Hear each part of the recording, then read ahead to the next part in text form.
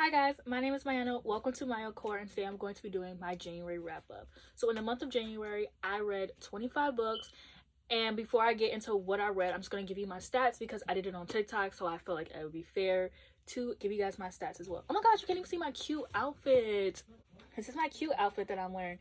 I don't want to select this the entire video though, so okay, so here are my stats. So in January, I read 25 books. I read 8,807 pages. Of that, 7,582 book of those were like physically read, like read with my own eyes. 17.5 hours. I listened to 17.5 hours, and then I read 22 books, so like Kindle books. And then I listened to 3 audiobooks. Out of 25 of those authors, or out of 25 of those books, 11 of them were BIPOC, so either BIPOC authors or BIPOC characters. To be honest, they were all like black. And then 9 of them were queer, so either queer author or queer characters. My favorite book I read of the month, my favorite book I read of the month was One Week in Paradise, but also only for the week, which I'll talk about both of those later. And then my least favorite book was The Family Man, which I'll also talk about and explain later. I gave out 2 stars, 10 3 stars, 6 4 stars, 4 5 stars, and 3 DNFs. So out of all of those I read, only 4 of them were books that I owned physically. To be honest, I read all of them on my Kindle. I love her. She's my new best. She's my new favorite thing in the world. I'm sorry. I don't know what to tell you. Okay, so first I finished off the Percy Jackson series for the first part of the year, which I thought was super fun. So I read Percy Jackson, The Battle of the Labyrinth, which I ended up giving 5 out of 5 stars. I thought this was so fun. I had so much fun reading all the Percy Jackson books. And then I read The Chalice of the Gods, which I also really loved. This was a lot of fun, like seeing Percy, Grover, and Annabeth, like, you know, like 17 and like trying to get into college and like also trying to be together and like going on these adventures together. I'm so glad that Rick Riordan is making this like a little like a series. Like I just love seeing them like grow up. Like I just think that's so fun. And then I read so then I started Heroes of Olympus. So I read The Lost Hero, The Son of Neptune, and Mark of Athena. So I gave The Lost Hero 4 stars, The Son of Neptune 5 stars, and The Mark of Athena 3 stars, which I know, I'm so sorry, everyone loved that book, but I am not a good, like, I don't read series. I'm not good at reading series. If you hear, sorry, my cat is playing. I don't know what to tell you if you hear noise in the background. She's having a time of my life. I'm not going to stop her from that. So I know everyone loves The Mark of Athena, but for me personally, I had got drained. I had read all 5 of the Percy Jackson The Olympians, and then I read The Chalice of the Gods, and so that's like 6 books. And then I basically read 9 books in a row, like 9 Percy Jackson books nonstop, which I was looking for something like that. I really wanted like a good like fantasy series to get enamored in and like really just get deep in. But I ended up getting bored, especially with the Heroes of Olympus, because I feel like the books were like starting to feel like the same, like they were starting off the same. And like they would like, and like obviously it's a kid's book, so it's like duh, they're going to, but like I feel like they would start off with like, okay, well, there's this character, we meet this character, there's like this big battle that happens, they have to go into camp, and then they go to camp and they find out something, and then they have to go on a mission, which is like the point of the series. But after reading it 9 times in a row, I got bored. I'm so sorry. So it wasn't even the book itself, it's just that I got drained. So I decided to take a break, and I'm going to be picking up with the series when I feel like it. After that, I read The Girl Who Fell Beneath the Sea, and I ended up giving this 3 stars. This is about this girl. I mean, what do you think it's about, man? Like everything is described in the title. Yeah, I thought it was okay. It had a lot of romance in it. I read it because one of my friends had recommended it to me, and I knew that it was like YA, so I was like probably not gonna love it. YA fantasy, because I don't really love YA fantasy. Like YA contemporary is fun, but like YA fantasy and YA thrillers are not my favorite thing in the world.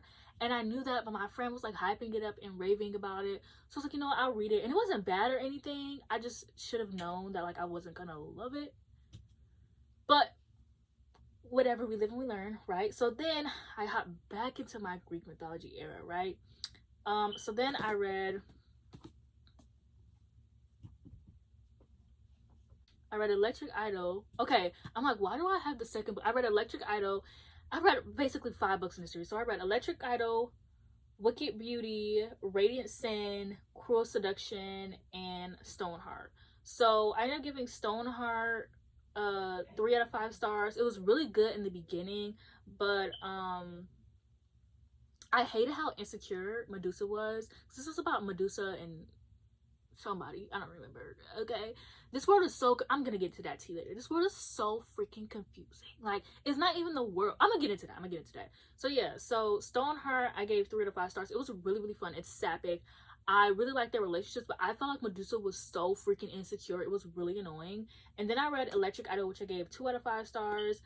I have, okay, so the ones where there's like 3 or more characters, like, you know, those are the ones that I gave the higher rating. So if there was just 2 characters in it, I probably gave it a low rating because I don't care about like the couple.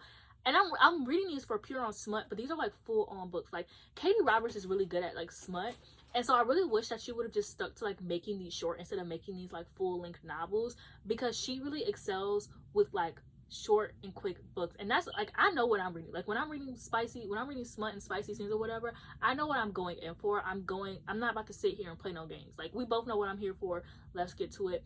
And I feel like it was just over complex. Like, so you would have a character like okay, so in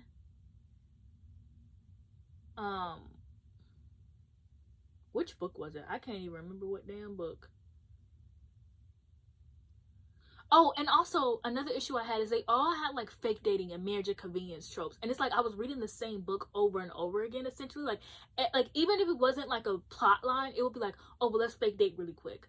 Like, in one of the books, she's married, she's dating her like boss, and like they fake date at like a party or something, and I'm just like, okay, man, we don't need to put fake dating and all of this in every single plot book, okay? I am so sick and tired of it. But yeah, so this book was like, this series is really confusing because they would have like, some characters would have like, it would just simply be a title. Zeus was a title and not like a person. So like Perseus was Zeus. And it's like, it's not confusing per se, but it's like not every character, like some characters were a title and then some characters were like actual characters. And so it's starting to get like, it's just really complex for no reason, girl. Like, let's just write this one, like, please. So yeah, then I read all of those, and then this is when I got like deep. I mean, I read all of these on my Kindle. I didn't read a single physical book this month, but this is when I get deep into my Kindle era, okay, girl? So I read and this is also where I started reading Black authors. I mean, yeah, so I started pre-gaming my Black History Month as well at this time. So I read this book called The Family Man. I give this book 3 stars. It's about this this girl who lives next door to this guy, and she doesn't like him. She thinks he's an asshole, like he's always making a lot of noise, he's always doing stuff, and she's just very much got a stick up her butt character. And so one day something happens with her garden, like I think his dog like messes up her garden or whatever.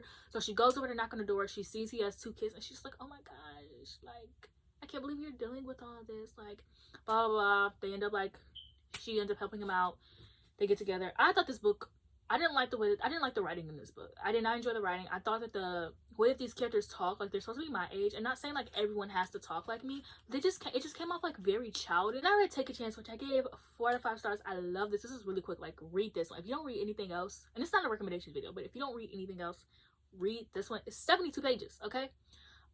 So this one is about this girl who is going on vacation. You know, she's living her best life. I don't have to, this is not TikTok, I don't have to hold my damn Kindle up. So it's about this girl, she's going on vacation, she's like living her best life and whatnot, and she ends up running into this boy she went to high school with, and he was like the class clown in high school. So like she you know, like they would just like it just reminded me of high school, and like having those class clowns that like you will always like, you know, be friends with, and like they would just always like mess with you and stuff. Like, I don't know, it just reminded me of like when I went to high school. So I think that's why I liked it. Like, it reminded me of my high school experience specifically, especially because I was that nerdy quiet girl who was like, I need to pay attention in class. Like, obviously, like, look at me.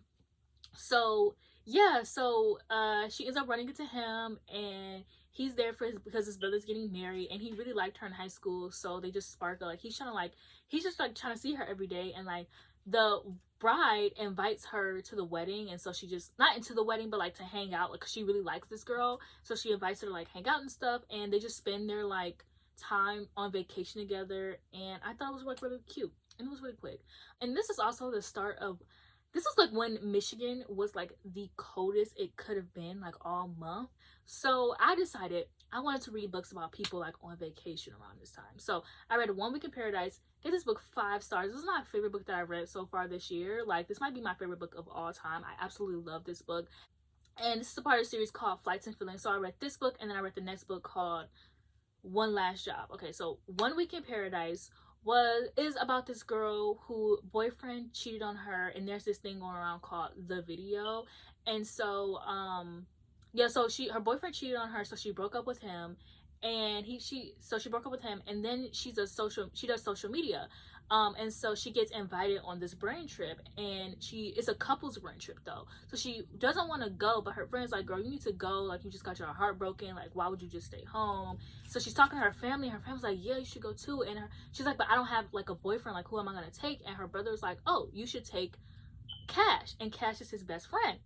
And so they go on this trip, and they're fake dating. And if you guys know me, you know I'm not really fucking with the fake dating trope, but this was so good.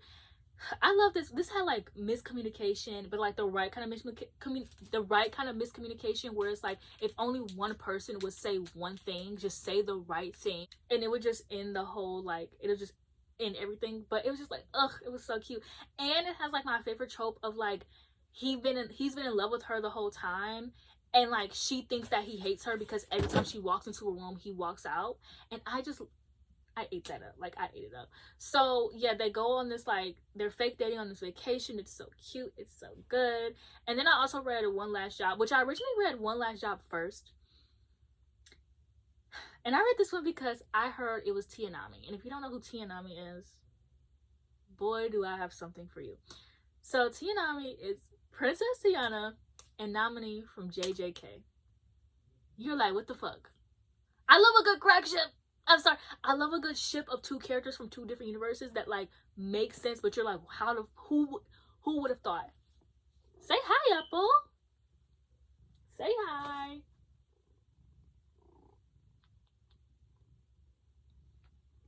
Oh, you're so sweet, Apple. So yeah, I love a good ship where it's like, how would these characters get together? And so I've been wanting a book on it, like, so I ended up finding this one, and so I read this one first.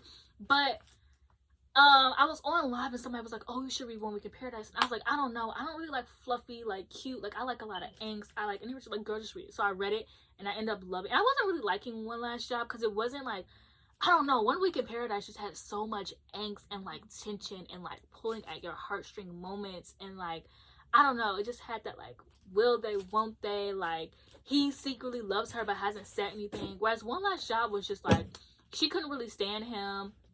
Oh, the plot of the book is like, she is like, she's designing something, and he's paying her to design it, and like he hates all of her designs because he's really picky. And they're both like standing their ground, which is like Tia Nami. Like, the foundation of the Tia Nami ship is like they both are like very hard workers. And that's why I like the ship. But I just found this one. Okay, so I gave it 3 stars. And then I read this book called 1201, A Delusional Enemies to Lovers, which is not enemies to lovers, and I don't know why it's marketed as like a delusional. I don't know what that means. I don't like this like whole mark, because the book is called 1201, but you know how it does that like semicolon thing and like with the biggest trope, like what the trope is. I don't like that Goodreads and Amazon does that. But yeah, it's called 1201, and this one is Black Love, and it's about this girl who finds out that her boyfriend was cheating on her with his cousin. You know how Black people have like that whole like, oh, this is my cousin, but it really be like your mom's best friend kid, and like y'all not really related. It was that kind of thing, but he fell in love with her and got married, and so he cheated on the main character. So she finds out that they're getting married, and she's like, oh no, I'm about to fuck all of this up. So she goes to their wedding, she takes a baseball bat, she smashes everything at their wedding. She ends up getting herself arrested, and his brother ends up bailing her out. And so he's like, you know what, you need to like calm down, you need to get out of your comfort zone. Sorry, I'm out of breath. So he takes her to this party, and it's a New Year's Eve party, and basically at 1201 everybody started getting freaky. So I ended up giving this book 3 stars. I really like the dynamics, but it's not enemies to lovers. They were never enemies. They just didn't agree. And honestly, she had a terrible attitude, and she was very childish. Like, she was just so childish. Like, I was like, how old is this character? Like, why is she acting like this? And she was just so stubborn. It's like, I get being stubborn. Like, I love a good stubborn character, but she was doing the most, like, genuinely the most. And it didn't really make sense when it came, because she was so stubborn in the beginning. So when it came to the part where she finds out that they're at like that kind of party, like, obviously she doesn't immediately accept it, but how fast she accepted it didn't really make sense to me, because she spent like the entire first half of the book being stubborn. So then I read another one of my favorite books that I read this month, which is One Week in Paradise, which is honestly, I mean, only for the week, which is very similar to One Week in Paradise. So this one is about this girl whose sister is getting married to her ex-boyfriend, and she is like the maid of honor, so she has to like really help with this wedding. And they're on this island for 2 weeks. The first week is just like them getting ready for the wedding, all this stuff, and the second week is when the family's gonna start coming in and getting married. And so the ex-boyfriend has this best friend that would, like, the main character just thought like he hated her. Like, every time she walked into a room, every time she came home, he would go home. Like, oh, it was so good. And obviously he was like in love with her the entire time. And so they end up, so she's really stressed from all this, and so he's like, they end up like hooking up. And so they decide they're gonna hook up only for the week to like help relieve her stress of like helping with this wedding. And so obviously they end up falling in love. This book has one of my favorite romance scenes ever, where he books a yacht for her, and he books a yacht for her to just chill and relax and like read her books. And they like read together, and they like talked about their books, and they actually end up starting like their own little book club just with the two of them. And I thought it was like so sweet and so cute. So yeah, I ended up giving it 5 stars. Then I read Outdrawn, which I ended up giving 3 out of 5 stars. I was really excited for this book to come out, but honestly I don't think that Deanna Gray is like the author for me. I just prefer a lot more like angst in this book. And yes, this book has angst, but it just really like let me get into that. Okay, so the book is about these 2 girls who make web comics, and one girl is like the highest of the high. She's always number 1, and the other girl, she does something crazy in her book that no one expected, so it boosts her up to number 2. And then they actually end up having to work together like in real life, and so they are like as rivals to lovers. But after like the first few chapters, they're not even rivals anymore. Like, I was just like, okay, like, the hell. So like, I don't really think, like, yeah, it had angst, but I don't really think it had a like, I was also like heavily reading fan fiction at this time, so you know fan fiction angst would be crazy. That's why I liked Only for the Week and One Week in Paradise, because they gave me that fan fiction angst that I'd be looking for, and I loved it. So then I finally read Before I Let Go. Everybody clap. Yeah, so I read Before I Let Go. I gave this 4 out of 5 stars. And I also read This Could Be Us, and I gave it 4.5 out of 5 stars. So going into this book, I didn't know this book was so heavy on like women's fiction. I wish somebody would have told me that. A big issue I have with this book is that they don't feel like they feel like they're only interested in each other sexually. Like, she like when he went to the therapist, like the therapist like, oh, like, why did you love your wife? And he's like, oh, she's sexy and blah blah blah. But he never said that he loved her. And like, yeah, that he said it as like to be sarcastic, as a joke. He never cleared that up. And you know how like there's that like person who's like, oh, this couple definitely got divorced after the book. This couple gets a second divorce. I'm so sorry. They are not, I don't think they would make it. First of all, this book promotes therapy. Like, the love interest, he goes to therapy. Their son goes to therapy. The main character goes to therapy. They never go to couples therapy. There was a big traumatic thing that happens in your relationship. How do you expect to be together and you can't even go to therapy together and talk about that? They need a couples therapy bad, and it's just like they just hooked up and kept thinking about hooking up with each other, and then it was just like that. Like, they were just like, oh, we're gonna get back together, and it's like, you didn't even talk about the important parts of the relationship. But what I loved about this book was like the, you know, finding yourself as like a mom and having to deal with like being divorced and owning this business with the person that you divorced, and also like seeing someone you love like move on and like trying to move on. So I like the topics of like what this book was about, and I think the women's fiction actually saved the book, because if it wasn't for that, like, there was no romance. Like, it was just sex. And then I read This Could Be Us, which, ooh, this was so good and so messy. I love messy. Sorry. So This Could Be Us is about this girl, the best friend Soledad, to the main character, And so okay, the book starts off with her being married, and she has 4 kids, and her husband has like this thing that he's going to for her job, and so she's going. And so they're getting ready, and she points out that they haven't had sex in like months, and he's like, oh, like whatever, I've just been really busy. She puts on this dress. He doesn't like the dress. He basically just calls her a slut. She's like, okay, whatever. They go to this, oh, and he's talking about this this person that he works with that he cannot fucking stand. So then they go to the party, and they end up like coming across, like, so how does this happen? So there's a lot that goes on, okay? All of that in that first chapter adds up to later. So they end up going to this party. Oh, it also starts off with like the love interest. He starts off with like him, he got a divorce and he has a kid. He has 2 kids. They both have autism. And then yeah, so I'm explaining this very fucking terribly. So then they go to this party. They end up, the love interest and the main character end up running into each other, but they're not together. And so you end up finding out that the guy that the husband hates is the love interest. And so the love interest is like oogling the main character down, and the husband sees, and the husband is like getting up. He's like, yeah, I hate him, and like, but he thinks my wife is so hot. Like, yeah, like this is so great. They go home or whatever from the party. Her husband gets arrested for embezzlement. And then not only that, but she goes to the doctor and she finds out that she has an STD. She has chlamydia. From who, you may ask? Her husband. So then she goes to confront him, and now she has to find life, like being a single mom and what it's like to be in love. I love this book. There was one thing in particular that I loved about this book, and it's when her and the love interest are starting to get closer and get together, and she tells him, like, I need to find myself. I just spent my entire life being married to this man that I essentially didn't even know. I need to know myself. And it's also like about her like doing social media.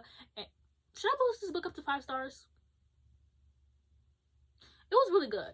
I had a lot of fun with it. It was messy. It had a lot of drama, and I thought that the romance of it all was a lot better than the first one. Oh, and this Could Be Us isn't out until March 5th, I believe, which is the day before my sister's birthday. That's so exciting. But yeah, so I read Faebound, and this was an arc, but it's already out already. I gave it 3 to 5 stars. This is about this girl who, it's about these 2 sisters. One is basically exiled, and then so the other one is like on the hunt to find her, and they basically end up getting involved in this world of like fairies and like fae. The lore in this book is really good. Like, I really, really love the lore. I just thought that these characters are supposed to be 30, but they didn't act like they were 30. They didn't talk like they were 30. And so that was a big reason why I gave 3 stars. It was never gonna give. So that was a big reason why I got 3 stars. I really love the lore in this book is so good. It just reminds me of like, it's not Greek mythology, but it just reminds me of like Greek mythology, and you could just tell, or just mythology in general, and you can tell that this author either really likes mythology or really did their research and mythology. And I really love how like the fae and like elves and humans are like all like living like on this earth together, and the lore behind that. Like, I thought that was like really, really good. I just feel like the characters itself really annoyed me, because like I just kept being like, they don't, I mean, I'm not 30, so I don't know what a 30-year-old acts like, but they acted younger than me. So I was just like, oh. And then I read this book called Triple Duty Bodyguards, and I love me some what do the girls call it now? Wide shoes.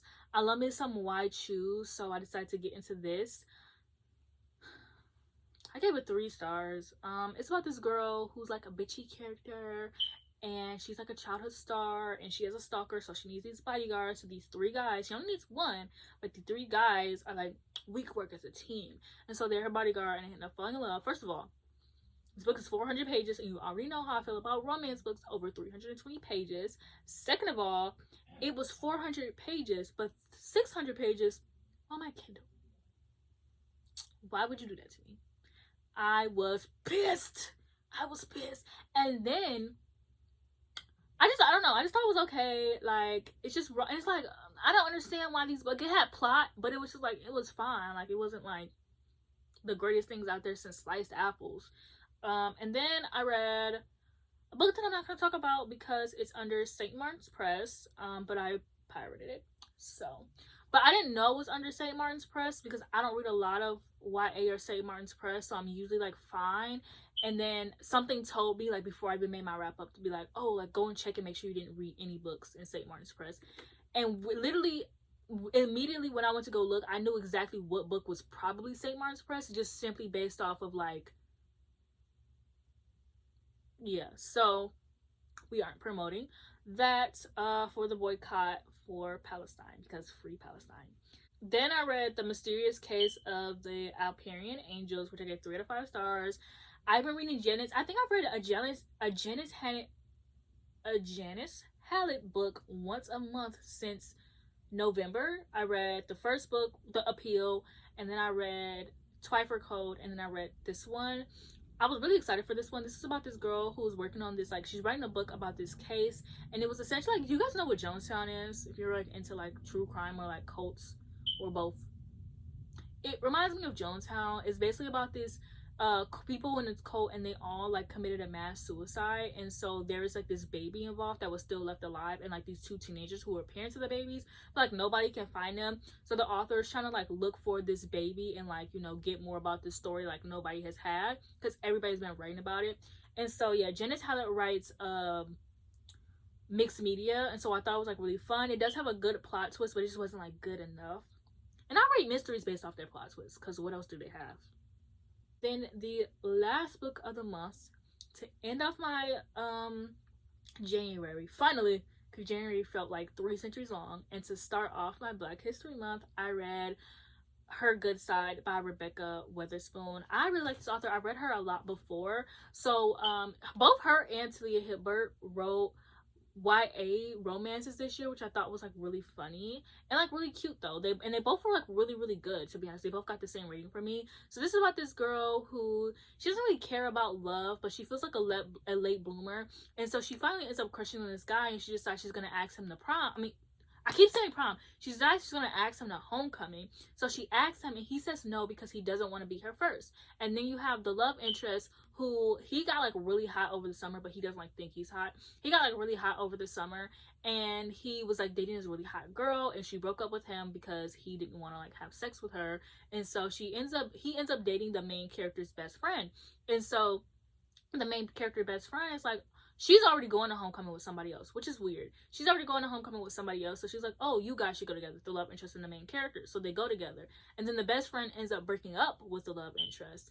And so they end up deciding to fake date, because they both want to like experience their first together, and like they're tired of like people treating them a certain way because they haven't experienced certain things.